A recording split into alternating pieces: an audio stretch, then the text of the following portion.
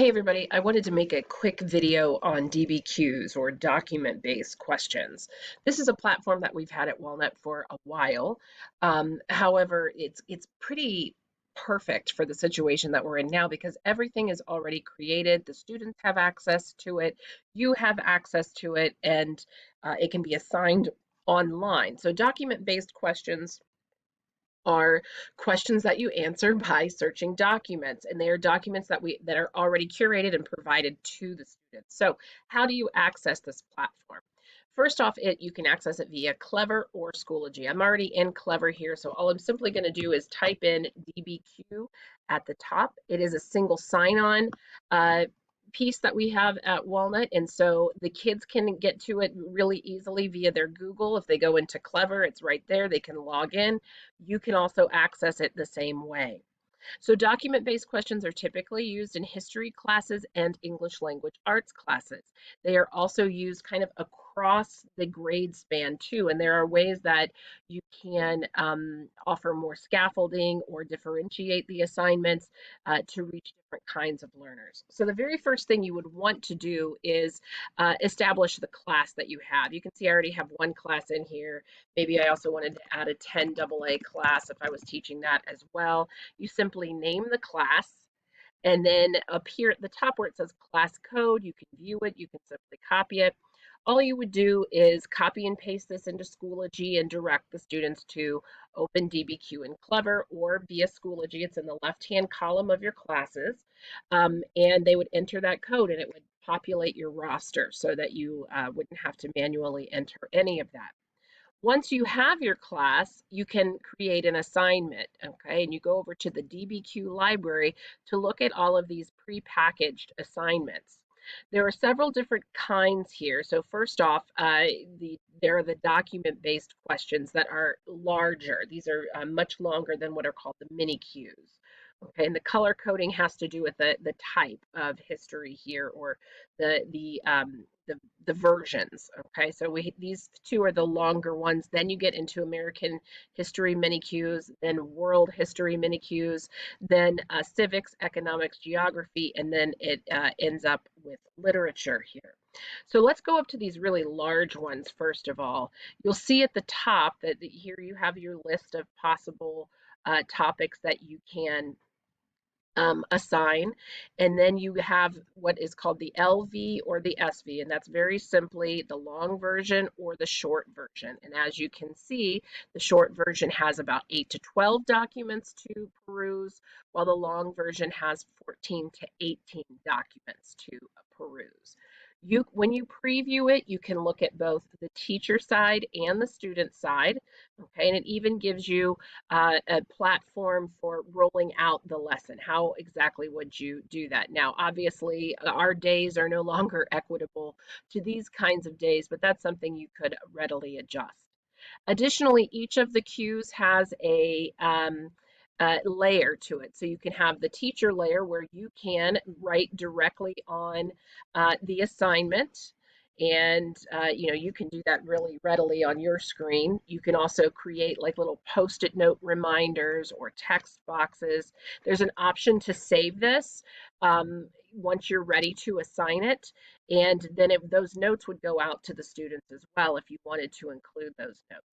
These features are all pretty intuitive over here, and students can turn off the teacher annotations or turn them on as they move through. They can also do the same for their own. It's pretty intuitive, and most students will catch on to it right away. But if you wanted to take 5 minutes to kind of review all of these options here, you can. Buckets are part of the language of DBQ, and it's kind of like when you put your ideas into a paragraph. It's like you're pre-writing for your paragraph. On the left-hand side, this tells you about all of the pieces that are there, okay? I want to look at the MiniQs as well because they have a lot of scaffolding, and that scaffolding can become particularly helpful as we look at the MiniQs. Let's get a literature one real quick. So if we look at the MiniQs, these letters are no longer long version and short version. Now you have EV and CV. and those are enhanced and clean version. An enhanced version has lots of scaffolding in the form of pre-writing graphic organizers, as well as methods for taking notes on the documents themselves. So if we look at this enhanced version, and I always liked the enhanced version, there's a lot of assignments here, but you don't have to use all of the assignments. So let's look at what I mean by that. So it's a mini Q, so it has only 5 documents now. And since it's enhanced, it also has this kind of graphic organizer for organizing thoughts that will ultimately become a 5-paragraph essay. Each one of these becomes a body paragraph. Also, some help in establishing those paragraphs, in organizing a thesis, all of that good stuff. But additionally, with the documents themselves, you read through the documents and then it provides these analysis questions that students answer in order to go ahead and answer the full essay. Okay, so it offers those supports. Those supports are significantly less when we go to the clean version. Okay, the clean version, you'll see very few pieces here. There's not the pre-writing, even the documents. There's a general place to put notes, but not specific guiding questions to get to those important answers. Those are important ways that you can differentiate.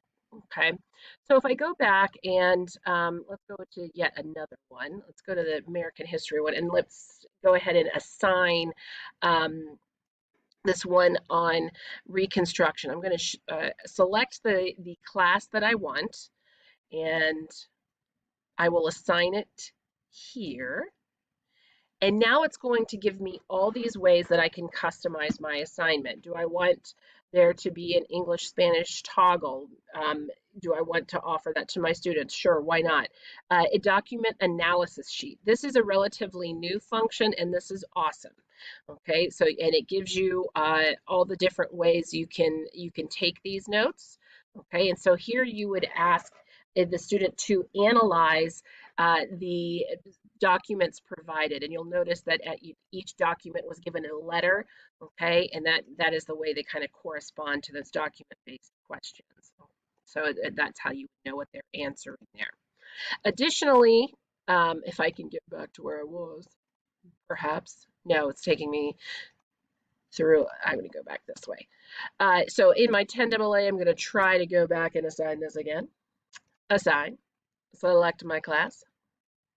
And here again are those options. So I want that. I do want to use an analysis sheet. I'm going to include that. I'm going to offer the read aloud. I like to have a guided essay. So if I want to offer them that, I can. If I want to see exactly what that means, I can do that as well. Okay. Oh, is it going to take me back out of this again? I'm obviously missing a back button here. These newer features are throwing me. Okay, so back into my assignment again. I want yes, yes, yes. I'm picking which one I want here, my highly scaffolded. I want the audio. I'm going to leave out the guided essay for now. You can have an essay builder. So it allows you to do even more beyond the bucketing and the chicken foot, that 3-prong essay. I like to include model essays. I can, if I only want to show them the higher proficiency essay, I can. If I want to show them what not to do, I can also do that. And what's also amazing is you can add a rubric. There are some that are pre-created that you can use. You can also create your own. If you want to specify that only certain students get the assignment, perhaps for some recovery credit, you can do that as well. And then you save and assign, okay? Now, if I want to add my markups to the assignment, if I want to add some pieces to it, I can also do that and have those published. All right, return to assignments. So this is how we assign these DBQs and how you access them. If you have any more questions about how to access DBQs, please let us know. These are great resources that are pre-packaged already for us for digital learning. And I would be remiss if I did not give a shout out to Beth Ormsby right now. Beth was the one who shared her passion for DBQs with me in a PD one time. It was fantastic. It's something I still remember today. We miss you, lady. Take care, y'all.